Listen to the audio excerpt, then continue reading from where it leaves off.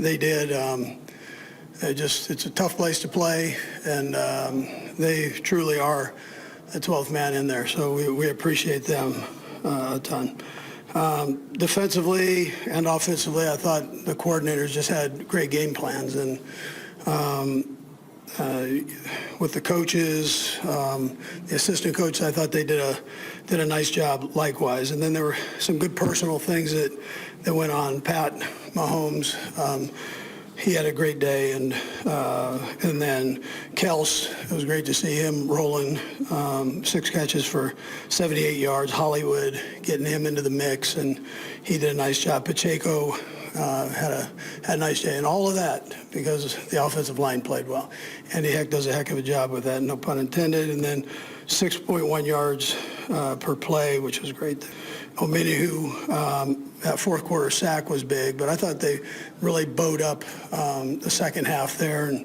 And Joe Cullen brings a lot of energy to the team and to that group, and did a good job there. So that goes off to those guys. And then we had 1 penalty, which was a positive. And then special teams, I thought our return game was good. We didn't have but 1 punt, so. And then we got Bucker a field goal, which was great, man. He did a nice job with that thing, drilled it. And all in all, a good night. I mean, I could keep going here, but it was one of those good nights. So, time's yours. Andy, you mentioned the line right away. What did you see from Jalen Moore? How did that all play out? Yeah, Jalen, I thought did a nice job. He just had a baby too, which is a great thing. So, last night or early this morning, however you want to put it. But he stepped in. Josh was gone for personal reasons, so for him to step in was a nice thing, and I thought he did a nice job. And tribute to Andy for rolling those guys during the week and getting that part done. And when did you realize or understand you wouldn't have Josh, and when might you expect him back?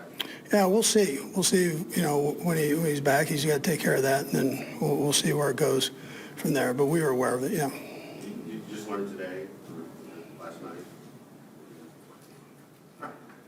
Does it matter if I? Coach Reid, Yeah. how did y'all go from 13 penalties last week to 0 accepted this week?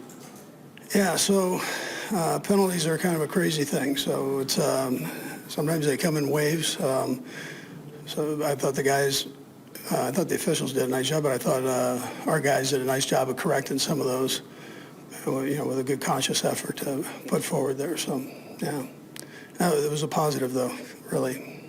Andy, the initial 4th down that you went for inside the 10-yard line, just take me through that decision. Yeah, I mean, the decision, I thought it was the right thing to do, especially when you're playing a team that scores a lot of points. But I just thought it was the right way to go. Those are all subjective decisions. And then I know if you talk to the stats guy, they're going to tell you to go for about every 4th down. And Frazier does a good job of keeping it within reason. So, but listen, it was the right time to do that.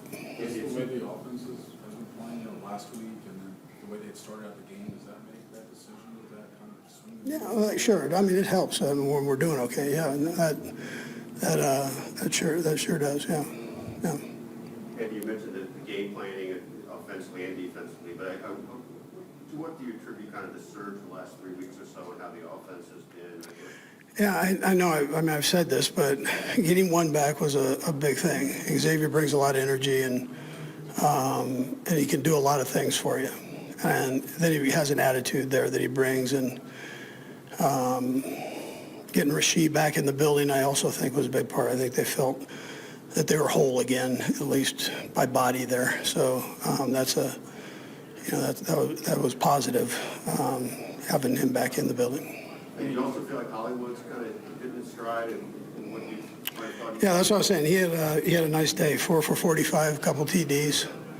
He's a good football player. He loves to play. So I'm trying to get him the ball in many ways. We had the jet sweep to him, which was good, and down in there in the red zone. So that was a helper. Coach, their first drive was 15 plays, and they got down there and it looked like they scored a touchdown.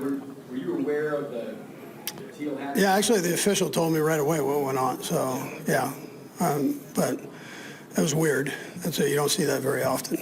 It was a different kind of play too. So they're very creative in what they do, and they just that one he didn't get set, so that was a problem. A little weird and maybe ugly at the end of the game. What was your view of what happened out there afterwards with the scuffle? Yeah, well, you guys saw it. I mean, it was, the guy came up and hit Juju for what looked like no reason. I mean, we're taking a knee, so,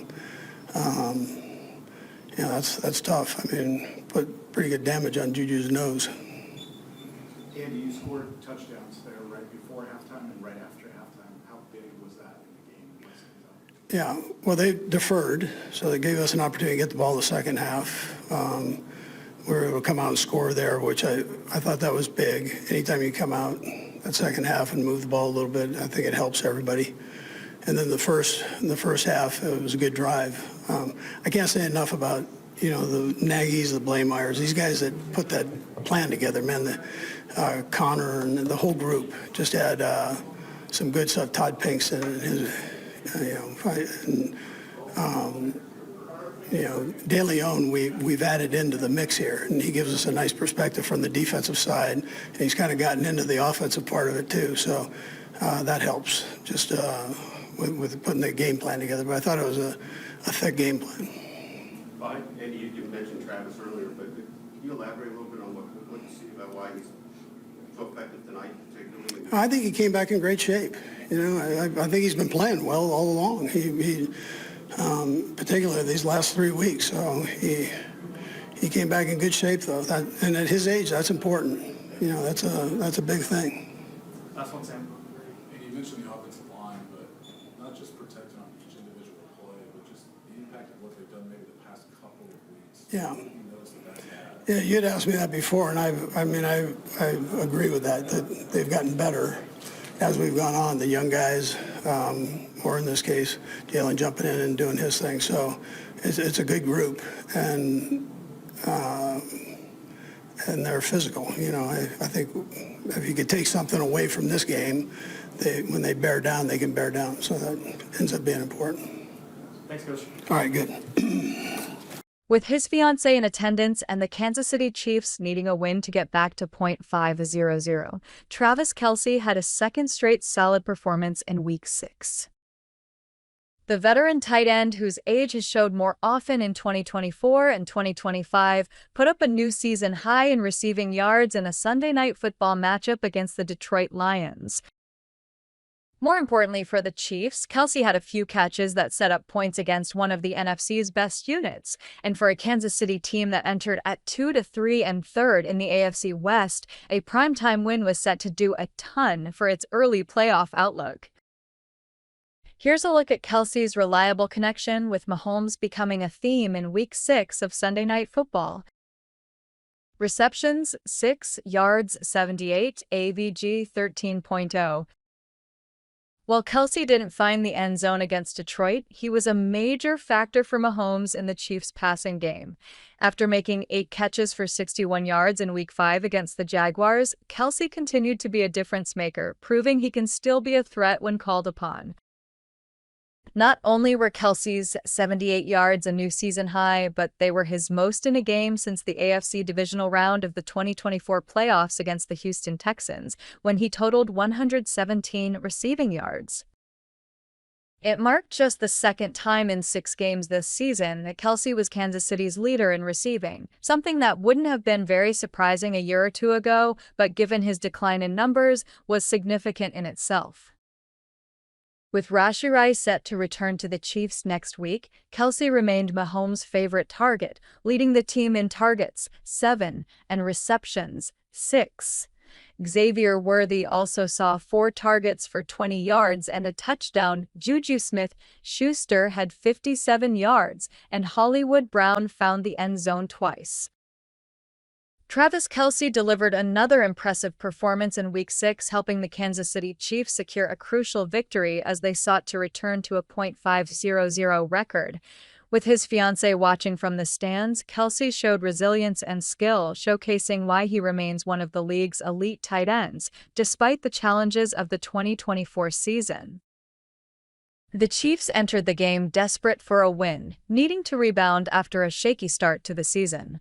Kelce's contributions were pivotal as he not only demonstrated his playmaking ability but also provided a spark for the team's offense.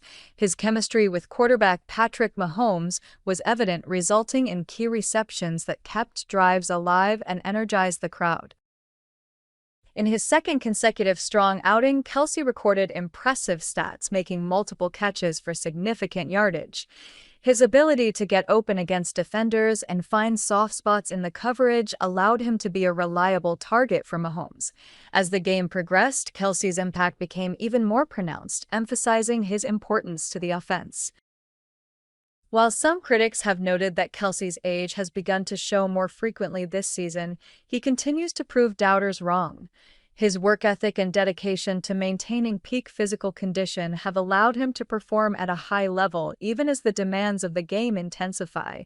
Kelce's experience also brings invaluable leadership to a team navigating a challenging season. The victory not only brings the Chiefs back to .500 but also sets a positive tone for the remainder of the season. With Kelce playing at a high level, the team hopes to build on this momentum in the coming weeks.